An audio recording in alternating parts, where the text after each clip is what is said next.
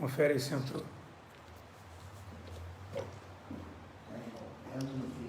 Entrou.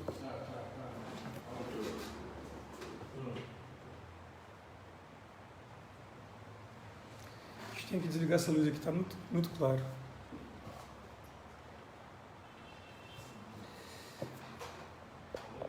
Bem, boa noite. Hoje é dia 9 de junho de 2020 e eu trago as atualizações aqui de Barra Mansa no combate ao coronavírus. E como sempre eu vou iniciar pelos números da cidade. É muito importante que todos saibam os números reais e a realidade do que a gente enfrenta aqui em Barra Mansa.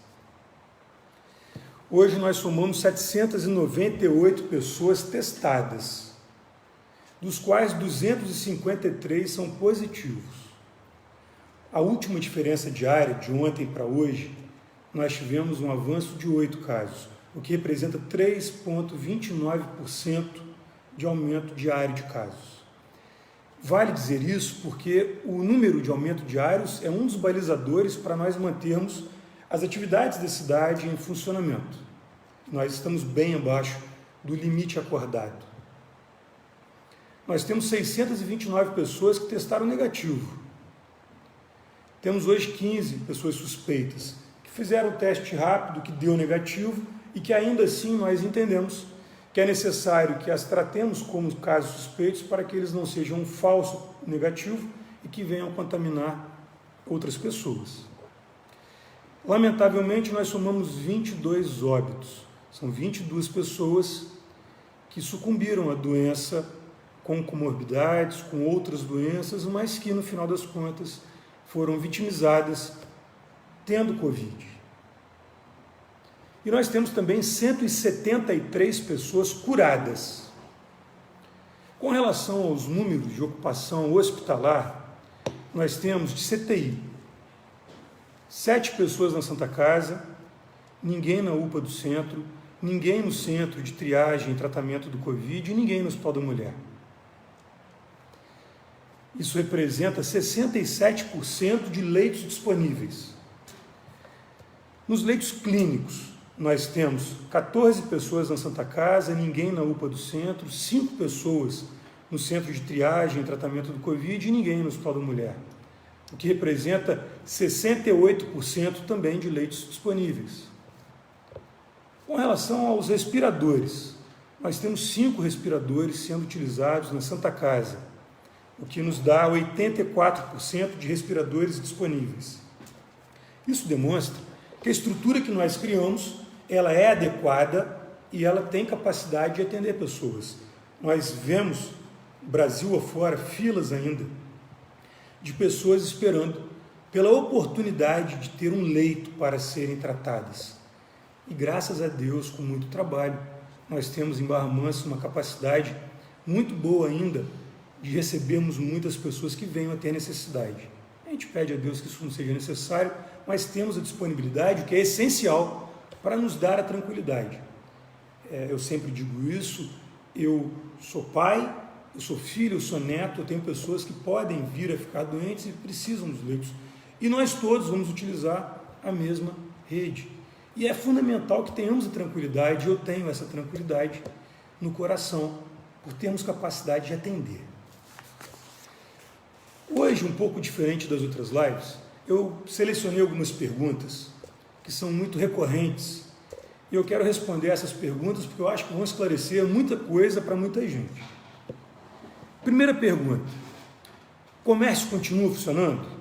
Sim, nós estamos cumprindo rigorosamente as cláusulas que foram acordadas, a nossa capacidade de atendimento ela é suficiente hoje e o comércio continua funcionando com os horários restritos, com uma diminuição do fluxo, com as várias medidas de segurança, mas continuamos funcionando.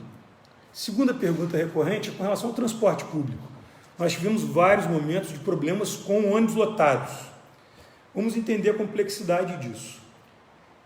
À medida que existe uma paralisação, os funcionários são dispensados ou eles próprios têm as suas restrições, tem funcionários doentes, tem funcionários com comorbidades, que têm aquele perfil de dispensa, as empresas também têm a sua capacidade de circulação diminuída. Ainda assim, as empresas, desde ontem, elas já aumentaram a frota em 40% e hoje a gente já percebeu a diminuição daquele impacto de pessoas em pés e de aglomeração. Ainda existem algumas linhas, as dificuldades são pontuais, a gente vai continuar enfrentando para que não as tenhamos, mas ainda vamos enfrentar esse problema, porque existe muita gente afastada do serviço. Terceira pergunta. Quinta-feira agora, dia 11 de junho, é feriado de Corpus Christi. Comércio funciona normal? Sim. Uma alteração de horário no feriado.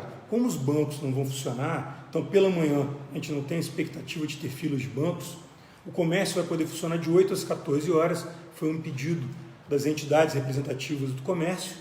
Isso é bom também para os comerciários que vão ter a tarde mais livre. Na sexta-feira, o horário volta ao normal, funcionando de 14 às 20 horas, até que possamos avançar e os horários eles voltem a ser os antigos. Quarta pergunta. O decreto que o governador fez, aquele decreto estadual de flexibilização, ele está funcionando?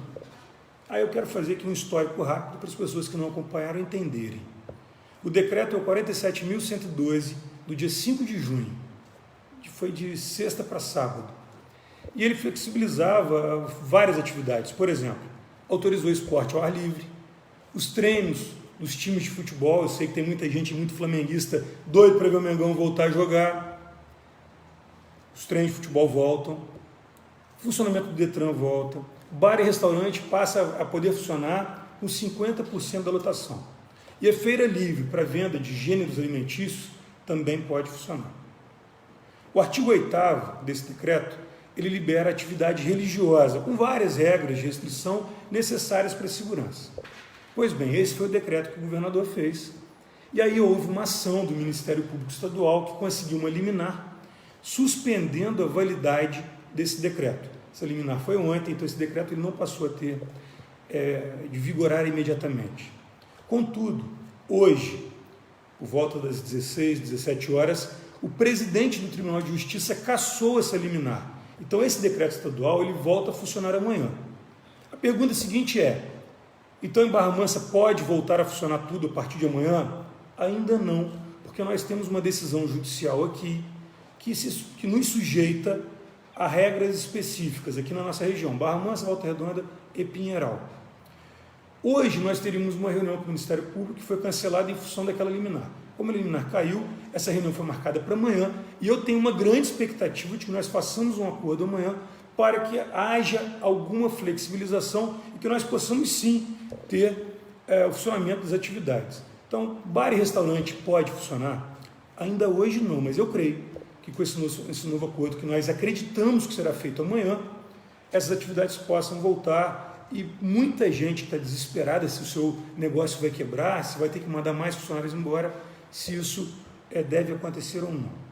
Com relação às igrejas, é a mesma coisa, eu entendo que muitas restrições devem ser mantidas, mas eu tenho um conceito pessoal. Vamos pensar em igreja e feira. Feira livre, ambiente aberto.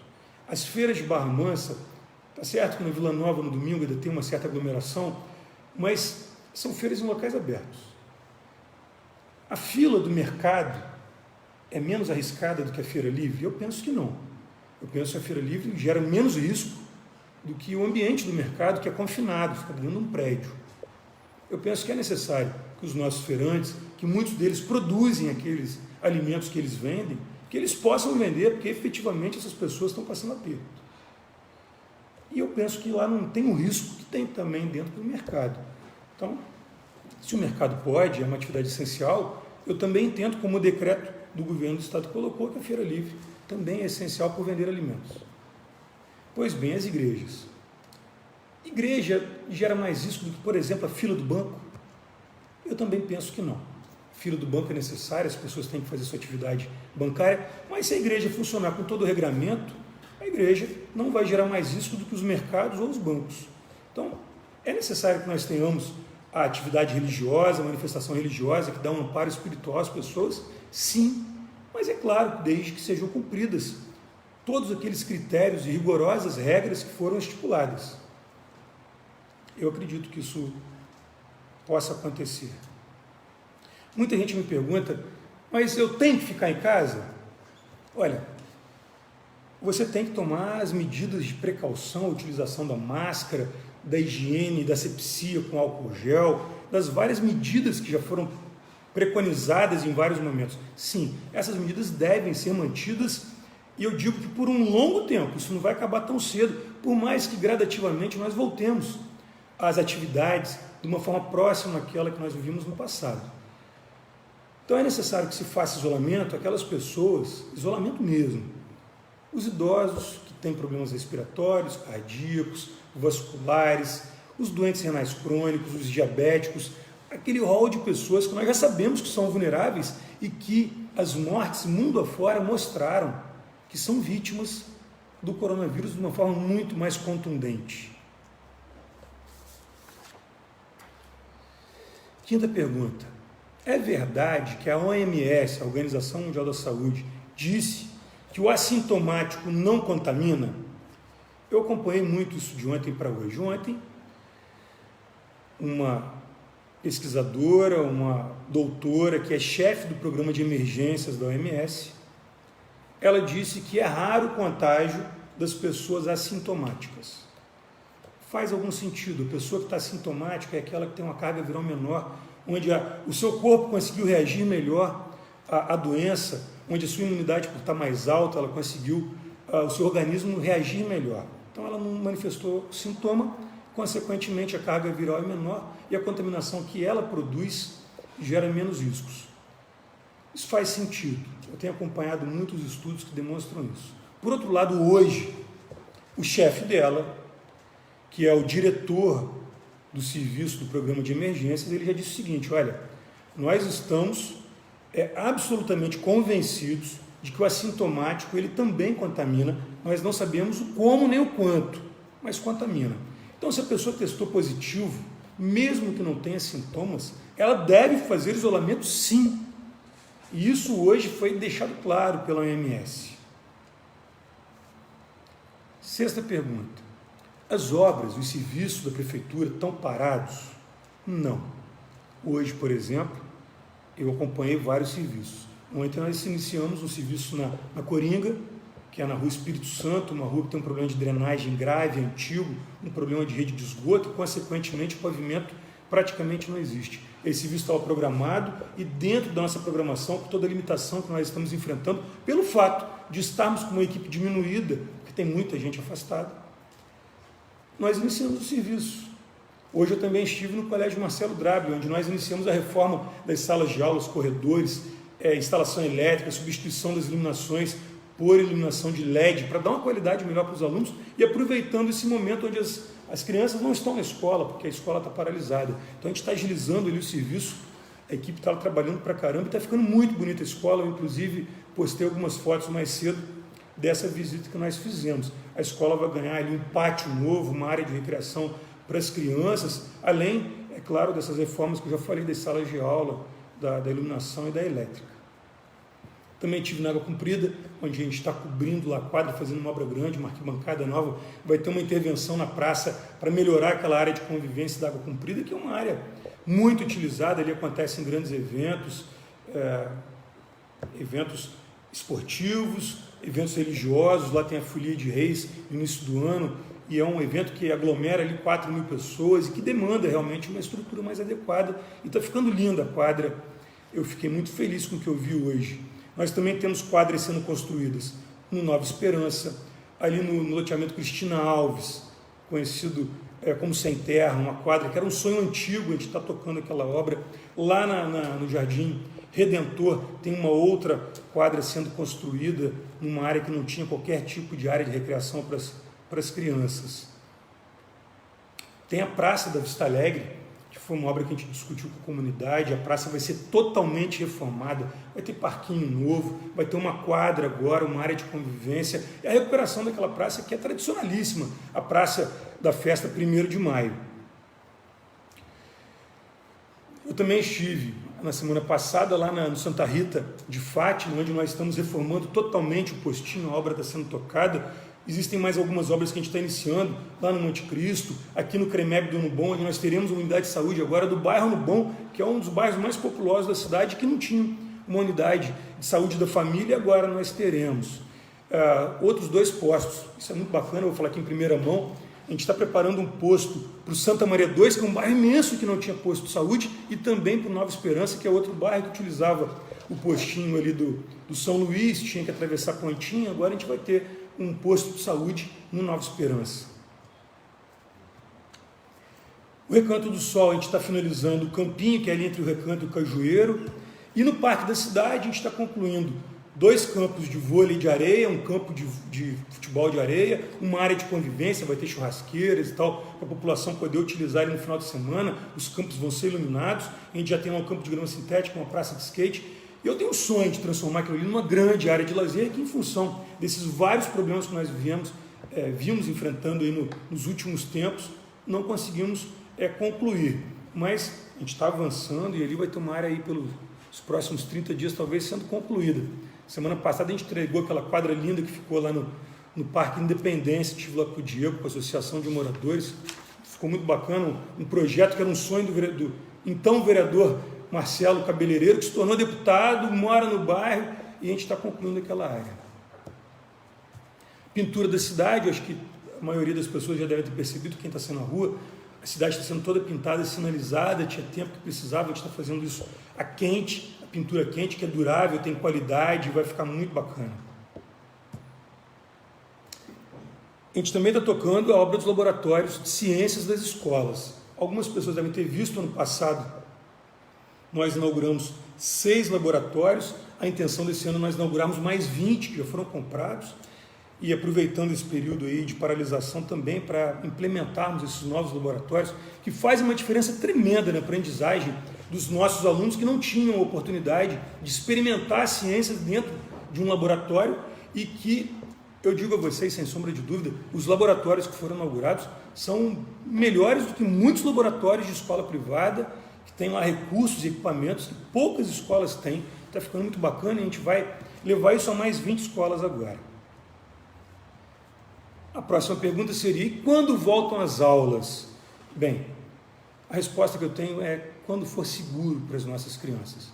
Ninguém vai colocar uma criança em risco, ninguém quer ter seus filhos em risco. Eu sou pai também, eu tenho esse drama de imaginar meus filhos correndo risco e eu não quero isso para ninguém. Então, as nossas aulas voltarão quando for seguro. E essa é a palavra de tranquilidade que eu quero dar a todo pai e mãe de Barra Mansa. Algumas pessoas perguntam assim: mas o ano está perdido? Ele anunciou que está perdido o ano. Eu digo que não, ainda não. Nós temos capacidade de retornar às aulas aí até o final de julho, agosto, e se isso acontecer, a gente consegue concluir esse ano. E é muito importante a gente mencionar isso para o ano que vem. Imagina se acabar esse ano letivo, como é que nós faríamos no ano que vem com aquelas crianças que não se formaram, que não concluíram o seu estudo, e com as novas crianças? Isso vai ser uma aglomeração que nós não teríamos capacidade de administrar. Como também eu vejo muita gente que tem filho em escola particular dizendo: agora eu vou botar meu filho em escola pública porque esse ano vai ser perdido. Se todo mundo de escola privada for para a escola pública, não tem espaço para todo mundo. De dificuldade de estrutura física. A cidade tem um número de escolas limitado, um número de carteiras limitadas. Isso não se multiplica pelo Brasil, nem pelo mundo, porque é uma realidade de todos os países, não só do Brasil. Então a gente tem que ter, com toda a segurança, a gestão desse problema. Eu já ouvi algumas propostas do MEC de, por exemplo, diminuir um ano letivo, caso acabe esse ano, no caso a gente não tem conclusão desse ano letivo, diminuiria-se um ano letivo e aumentaria o conteúdo programático das outras séries, de maneira que teria capacidade de absorver mais crianças com menos anos de estudo. Isso seria terrível, isso aconteceu no passado, em períodos de guerra em alguns países, e foi ruim para a qualidade do aprendizado das crianças. Mas nós ainda teríamos o problema de carteiras escolares. Imagina, o Brasil inteiro acontecer isso, como é que você arruma carteira para todo mundo? Então, é um problema que não se tem ainda uma resposta definitiva e que a gente está acompanhando as discussões a nível nacional para garantir que as nossas crianças tenham segurança, sim. É o primeiro ponto, mas que esse ano, se possível, não seja perdido, para nós não prejudicarmos a qualidade do ensino que as crianças vão ter para o seu resto de vida, que vão formar aí os cidadãos do futuro e, literalmente, o futuro da sociedade. Oitava pergunta. Por que em Barra Mansa não tem ensino à distância? O EAD, o EAD, aquele que a criança faz a aula pelo computador. O motivo é muito claro. Porque a grande maioria dos nossos alunos não tem computador em casa, não tem internet. Eu tenho falado isso de forma reiterada e quando eu vou a bairros, eu converso com mães, com pais e eu vejo que é uma preocupação deles. Como é que eles vão dar essa estrutura para as crianças se eles não têm internet em casa? Muitos não têm computador em casa. Tem muita gente que não tem nem um celular para poder acompanhar pelo celular. E além disso, é fundamental que, principalmente para as crianças mais novas, exista o acompanhamento dos pais. E nós sabemos que muitos pais não conseguiriam dar esse acompanhamento por vários motivos. Então não seria justo, se nós considerarmos que a maioria não tem essa possibilidade, nós fazermos para poucos e alimentarmos ainda mais a desigualdade. Imagina a frustração de uma criança mais humilde, saber que um colega está fazendo o seu estudo em casa e que ela, por não ter a estrutura, não poderia fazê-lo. Isso seria muito injusto. Então nós entendemos que a escola pública é o acesso democrático dos nossos jovens à educação, à cultura, à formação. Isso literalmente tem que ser democrático, onde todos tenham o direito e o acesso. Nona pergunta. Muita gente me pergunta sobre os recursos. Essa pergunta é importante. Os recursos que o governo federal mandou para Barra Mansa. Quanto que nós recebemos? O que foi feito com esse dinheiro? O presidente da República, Bolsonaro, fez um negócio muito importante, que foi destinar um recurso para compor as perdas dos municípios. Vejamos que os impostos, eles caíram todos, não está tendo tanta circulação de mercadoria, serviços paralisados, o consumo diminui, consequentemente, a receita do município, o dinheiro que entra, ele diminui. Com isso, diminui nossa capacidade de pagar as contas. Barra Mansa já vem de um momento de aperto, onde nós temos feito um esforço tremendo para a reestruturação econômica do município. Eu não atrasei nunca nenhum salário, mas esse mês eu não conseguia antecipar como nós vínhamos antecipando. Isso é uma realidade. Está entrando menos dinheiro do que nós precisamos para pagar as contas. O governo federal entendeu isso e o presidente destinou para vários, ou para todos os municípios, valores correspondentes ao número de habitantes, aos serviços que os municípios realizam. Barra Mansa é uma cidade média que tem muitos serviços e nós tivemos destinados para Barra Mansa um valor próximo de 17 milhões de reais. 17 milhões é muito dinheiro, mas não paga a folha de pagamento de um único mês. 17 milhões não é menos da metade daquilo que nós vamos perder de receitas até o final do ano. Olha que coisa, que número importante de dizer. A nossa previsão é de perdermos de 45 a 50 milhões de reais esse ano, num orçamento que já não daria para pagar tudo aquilo que nós gostaríamos de fazer. Nós vamos perder 45 a 50. O governo federal agora nos dá 17 milhões em 4 parcelas. Hoje, terça-feira, dia 9 de junho, nós recebemos a primeira parcela, que foi no valor de 4.256.000. Esses 4.256.000, 16% deles, obrigatoriamente, tem que ser destinado para ações sociais e de saúde. Quais são essas ações? Compra de cesta básica, para a gente poder fornecer para as famílias mais carentes. O pagamento de serviços que nós estamos criando. Por exemplo, nós temos hoje um centro que abriga os moradores em situação de rua, que tem feito um serviço maravilhoso e que tem sido referência para muitos municípios. Vários prefeitos me ligam, poxa, como é que vocês estão fazendo? Os nossos moradores de rua estão lá internados, estão se livrando das drogas, estão aprendendo uma profissão, estão lá com a horta vendendo já verdura e vão ser empregados agora numa empresa que nós conseguimos que os contrate. A gente está recuperando vida com isso. Isso é um negócio que assim, não tem como explicar a satisfação que dá para toda a nossa equipe de ver aqueles homens tendo resgatado a sua vida. Isso é fantástico. Mas isso gera despesa. Como também nós criamos um serviço, eu tenho falado disso, que atende pessoas em casa e monitora aquelas famílias que têm pessoas contaminadas, casos suspeitos, aqueles falsos, que podem ser falsos negativos, que a gente trata como suspeitos. Tem uma equipe que faz atendimento domiciliar. Isso gera despesa. Nós temos um centro de triagem e tratamento do Covid, que nós criamos para isso, e gera despesa. Nós temos atendimentos diferenciados na Santa Casa, ala diferente para atendimento, separando ali o suspeito do positivo, aumento de leitos de CTI, aumento de enfermarias, disponibilização de respiradores, tudo isso gera despesa. Até agora, o que nós recebemos não paga nem uma beiradinha da despesa que foi feita. Mas esse recurso hoje vai ajudar, por exemplo, nesse mês de junho, a nós conseguimos pagar a folha no final do mês. Nada atrasou ainda pelo fato de nós estarmos fazendo uma economia tremenda. Eu vejo esses escândalos de compra de coisas caras que Barra Mansa nós não fizemos. Me ofereceram aqui um hospital de campanha. O que adiantaria eu ter um hospital de campanha se eu tenho uma UPA que estava fechada e que a gente pôde botar a funcionar, equipar, reformar com recurso menor do que muitos municípios gastam com o aluguel da estrutura do hospital de campanha?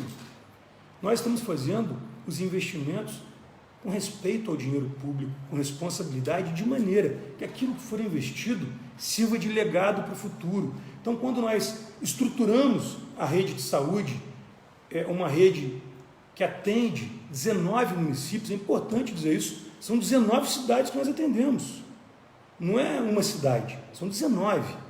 Santa Casa ela precisa de estrutura, então a gente tem feito o esforço para tornar legado o investimento que for feito. Bem, o recurso que veio esse mês vai nos ajudar a pagar a folha desse mês também.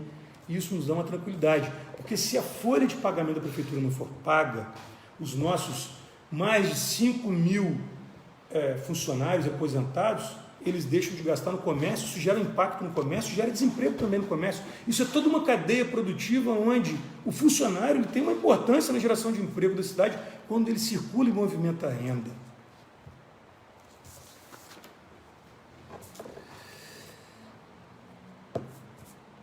Uma última pergunta que as pessoas têm me pedido, até uma manifestação com relação àquele caso terrível do George Floyd, que foi assassinado num crime horroroso nos Estados Unidos, em Minneapolis, e que causou uma comoção nos Estados Unidos, mas no mundo todo, inclusive no Brasil, com várias manifestações. Nós, há muitos anos, se discute, a sociedade discute a busca pela igualdade, a superação da discriminação e o respeito pelo próximo, porque somos todos iguais. Eu posso falar disso com propriedade, porque durante um período, muita gente que concorre politicamente comigo, querendo me taxar de alguma coisa, dizia que eu era racista. Isso sempre me incomodou, porque eu tenho muitos amigos negros, pessoas que eu tenho como irmãos, que cresceram comigo e que ouviam aquilo, se indignavam, e principalmente a mim me causava muita indignação. Esse é um mal da sociedade que tem que ser superado. Os Estados Unidos ele tem uma história longa de combate à discriminação, que lá na década de 60 teve grandes ícones, como Martin Luther King, como Malcolm X, ícones que morreram jovens assassinados e que deixaram um legado de combate a essa discriminação. O reverendo Martin Luther King, ele levantou esse debate e chegou dentro da Casa Branca com o presidente Kennedy, que depois foi sucedido pelo Lyndon Johnson, e que fez grandes avanços. O Lyndon Johnson era um texano, um ex-governador do Texas, um estado que ainda vivia aquele conceito sulista da discriminação, e ele enfrentou e deixou legado. Eu vejo que o grande lance que nós temos que atentar é que a discriminação ela vai deixar de existir quando a igualdade for efetiva e que nós deixarmos de atentar para alguns fatos. Por exemplo, numa reunião com várias lideranças do segmento que defende a igualdade negra, me perguntaram o seguinte: no seu governo, qual a importância do negro? Eu fiquei pensando, quem que eu tenho de secretário negro? Eu tive que pensar, porque eu não penso no secretário como negro, eu penso como uma pessoa capaz que desenvolve a atividade dele e que nós, na nossa equipe, não vemos qualquer diferença nisso. Eu tenho um comandante da guarda que é negro, eu tenho um secretário da ordem pública que é negro, o meu segundo homem da saúde, que é o Aliandre, que é meu amigo de infância, uma pessoa extremamente capaz, competente, é negro. Meu secretário de governo, Alexandre, é um negro, que é um ícone na cidade.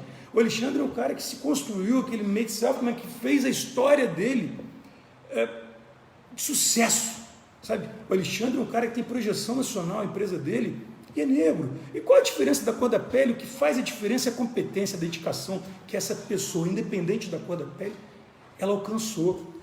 Eu vejo que igualdade é nós termos as pessoas ao nosso redor pelo que elas representam, pela sua característica e competência.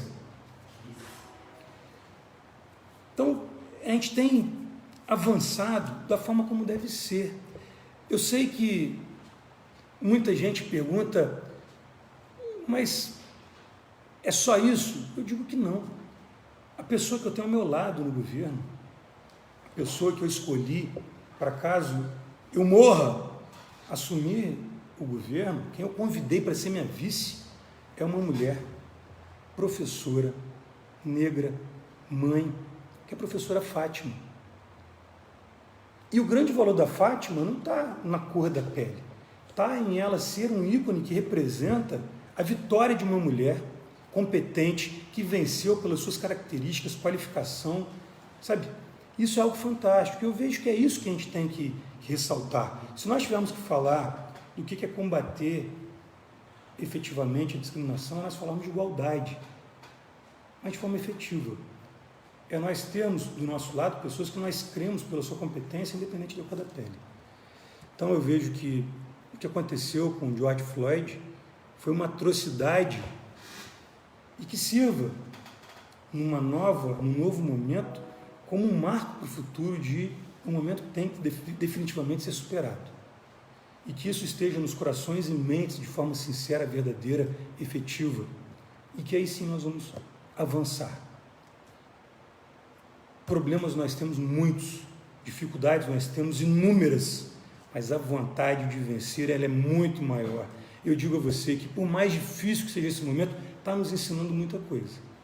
O momento da pandemia, essa tragédia do George Floyd, se desses momentos difíceis nós não tirarmos grandes aprendizados, nós não vamos avançar enquanto sociedade, mas estamos avançando porque estamos aprendendo com os erros do passado e projetando um futuro diferente para as coisas serem melhores para os nossos filhos, para as gerações que virão. Isso vai se dar porque a sociedade ela está amadurecendo, ela está se envolvendo e ela está fazendo de uma forma diferente. Então eu quero agradecer a cada um dos vários profissionais em todos os níveis, mas principalmente hoje eu quero agradecer na saúde, aquelas pessoas que têm enfrentado a dificuldade, se exposto, colocado em risco a sua própria vida, da sua família, porque estar numa unidade de atendimento do Covid é se expor mais do que qualquer outro. A gente discute se deve ou não funcionar uma feira, se deve ou não voltar à igreja. Imagina a pessoa que está dentro do hospital, cuidando daquela pessoa doente, com uma altíssima carga viral, com a doença avançada. Essa pessoa deve ter um aperto, um medo tremendo no coração. Imagino, deve ser medo. Eu evito ir nas unidades de saúde, quando eu vou, tomo todos os cuidados, coloco a máscara, tento fazer asepsia depois quando eu saio, porque dá medo. Então eu quero homenagear a esses profissionais, e que com toda dificuldade tem se esforçado para dar o melhor atendimento à população. Em alguns momentos, esse ser humano, que também é suscetível a fraquezas, a medo, ao nervosismo, ao estresse, eu imagino que em algum momento essa pessoa, ela tenha a sua fraqueza, ela tenha a dificuldade de dar a atenção, o carinho que as pessoas às vezes esperam. Hoje eu tive uma reclamação, a unidade de saúde tal, o médico não foi muito atencioso. Eu falei, gente, mas esse médico está lá virando a noite, morrendo de medo de morrer também. E para dar o seu melhor para salvar uma vida, a gente tem que ter um pouco de compreensão nesse momento. Eu sei que quando a gente tem um paciente internado, um parente nosso, a gente está no desespero em casa, mas entenda que esse parente está sendo tratado por uma equipe, que essa equipe também tem seu pavor, tem seu medo, e a gente tem que ter essa sabedoria da compreensão. A gente tem que ter no coração um pouco do que essas pessoas elas estão sentindo. Eu tento me colocar, esse é um exercício que eu sempre faço, de me colocar no lugar dos outros, para tentar entender o que elas sentem, o que elas pensam, para nós fazermos um juízo adequado e literalmente justo. Então, parabéns a todos os nossos médicos, enfermeiros, técnicos, a retaguarda, o pessoal da limpeza, os motoristas, as pessoas que estão se envolvendo, se doando, fazendo o seu melhor, para que nós tenhamos menos vítimas. Parabéns a você. Eu faço votos de que toda a sociedade reconheça isso sempre, e que nós tenhamos capacidade de reconhecer isso quando tudo passar, de homenagear cada um de vocês. Que a gente possa fazer uma visita na unidade, pegar na mão e falar muito obrigado pelo que você fez. Porque se nós superarmos isso, é graças, em grande parte, a essa equipe. Então, muito obrigado pela compreensão daqueles que compreendem, desejo sabedoria para aqueles que ainda têm as críticas, eu entendo que críticas acontecem, mas tenhamos, gente, amor para compartilhar, sabedoria para refletir sobre a dificuldade, e aí nós, enquanto sociedade, nós vamos avançar, nós superaremos esse problema e teremos no futuro, com todo aprendizado, um mundo muito melhor do que aquele mundo de antes de tudo isso acontecer. Peço desculpas pelos meus erros, pelas minhas falhas, pelas minhas deficiências, mas é difícil, não é fácil enfrentar isso não. Mas nós temos feito dando o nosso melhor, entregando o melhor que nós podemos. São 10h38 da noite, eu estou longe da minha família, eu estou aqui no escritório trabalhando, para trazer informação de uma forma transparente. Eu só peço compreensão. Está todo mundo fazendo o seu melhor, literalmente. Que Deus abençoe cada um de nós, sociedade, que ilumine, que guarde, para a gente vencer. E a gente vai vencer. Uma ótima noite a todos aí. Obrigado.